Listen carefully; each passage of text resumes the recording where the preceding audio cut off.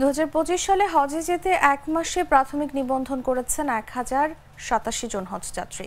গত 1 সেপ্টেম্বর শুরু হয়েছে হজের প্রাথমিক নিবন্ধন। সরকারি বেসরকারি দুই মাধ্যমে হজে যেতে এই নিবন্ধন চলবে 30 নভেম্বর পর্যন্ত। চলতি অক্টোবর মাসের মধ্যেই হজের প্যাকেজ ঘোষণা করা হবে বলে ধর্ম মন্ত্রণালয় থেকে জানা গেছে। হজ পোর্টালের তথ্য অনুযায়ী শুক্রবার পর্যন্ত সরকারি মাধ্যমে 634 জন ও বেসরকারি মাধ্যমে 455 জন সহ মোট 1087 জন হজযাত্রী প্রাথমিক নিবন্ধন সম্পন্ন করেছেন।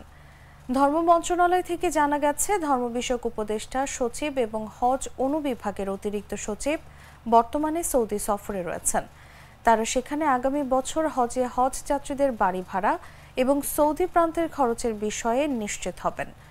সৌদি হজমন্ত্রীর সঙ্গে ধর্ম বিষয়ক উপদেষ্টা আফম খালিদ হোসেন একটি বৈঠকও করবেন। উপদেষ্টার নেতৃত্বে প্রতিনিধি দলটি আগামী 7 অক্টোবর সৌদি আরব থেকে দেশে ফিরবে। এরপর চলতি মাসের শেষ নাগাদ হজ প্যাকেজ ঘোষণা করা হবে।